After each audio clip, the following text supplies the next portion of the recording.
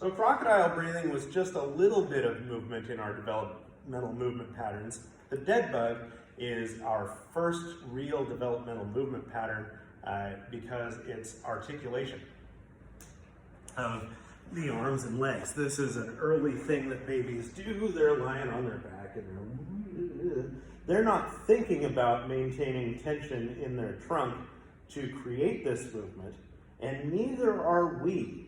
We're just going to take the breath that we were doing while we were crocodile breathing and do that here. First with no movement. Is my low back in contact with the floor? Yes. Am I pressing it down hard? No. I'm just going to let it hang out there. And practice stabilizing my hips and my shoulders while I'm breathing. You can tell how weak the hip flexors get because in this position, they start to fatigue. We've spent so much time sitting, we don't use these hip flexors anymore. They just get short and tight passively.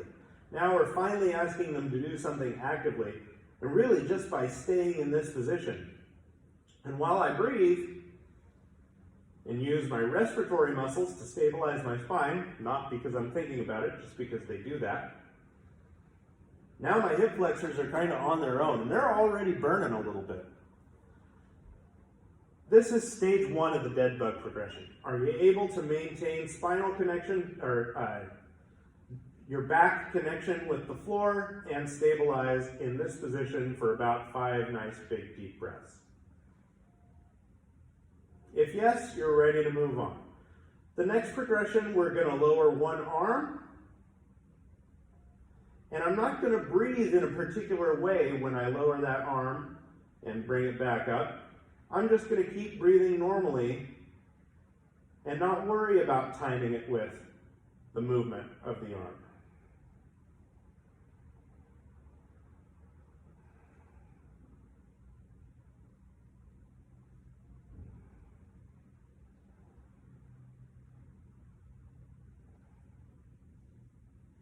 Okay. Next progression, let's do both arms.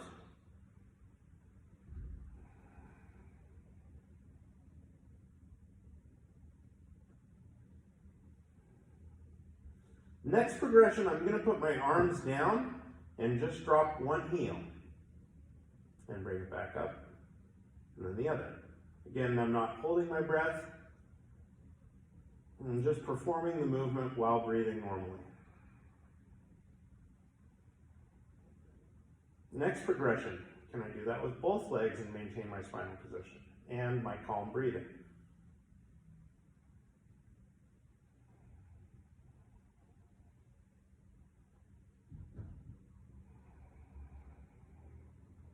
Okay. Next progression, alternating arm and leg.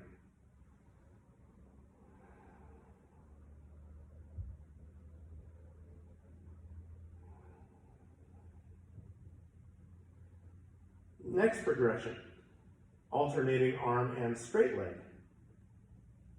So now I'm actually reaching that heel out.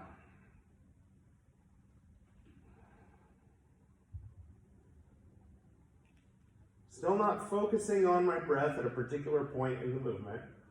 I'm just letting my body breathe while it moves. Next progression, both hands, both legs.